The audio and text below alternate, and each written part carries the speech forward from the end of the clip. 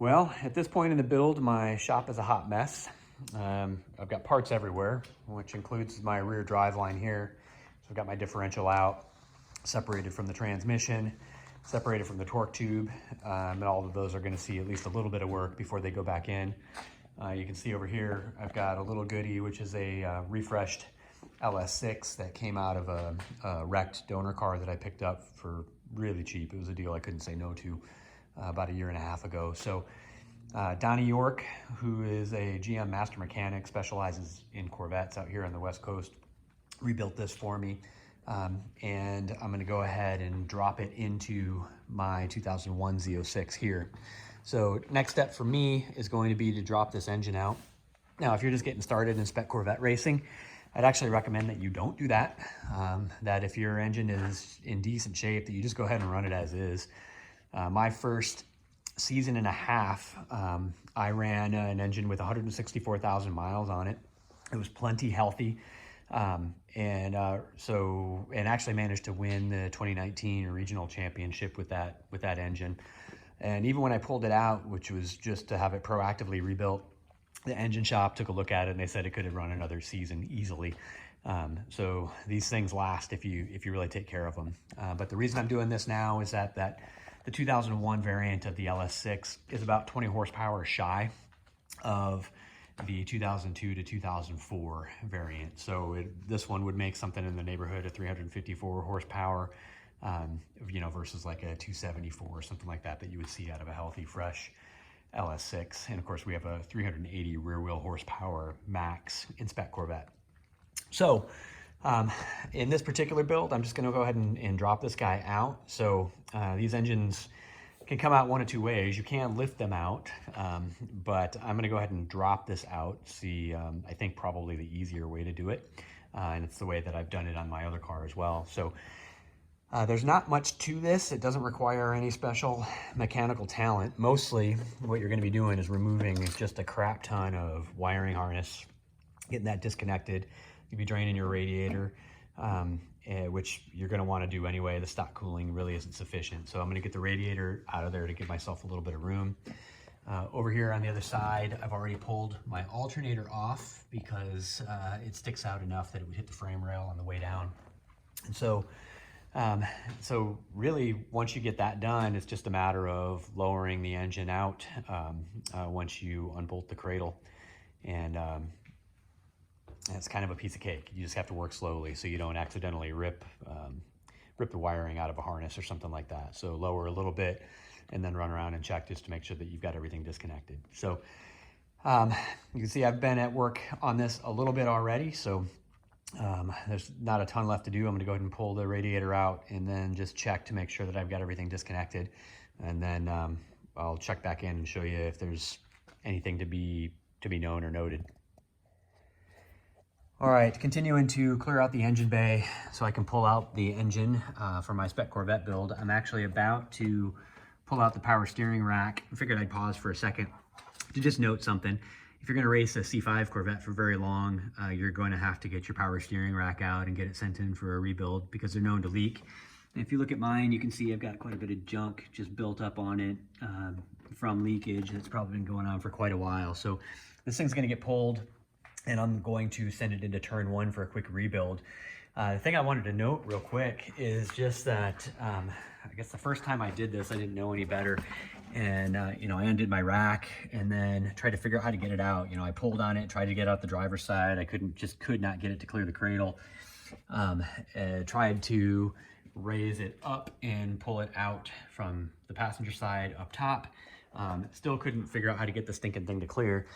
And so ultimately, what I figured out, there may be other ways to do this too, is that if I just drop the cradle a little bit, I get just enough room that I can clear the head of the power steering unit to slide it out the driver's side.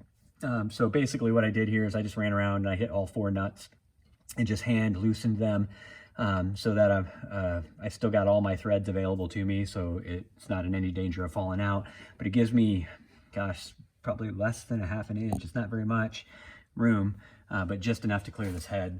So now with my power steering pump and cooling lines disconnected and the steering shaft disconnected here, all I really need to do is just pull this thing right out the side, and you can see I've already started. So I've got the head of the unit already cleared the rack, which is the hard part.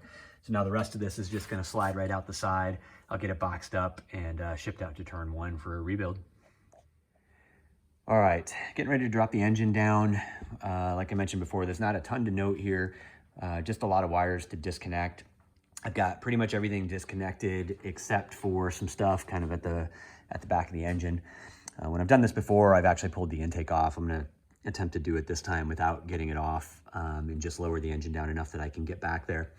There are also a couple places on the back of the engine from the factory where the wiring loom is actually attached to the back of the engine, and it's hard to, just really hard to get to without a little extra room. So once I'm able to get a little bit of clearance, just dropping this thing down and moving it forward, I'll get back there, get those wires released, and then the engine will be free to drop.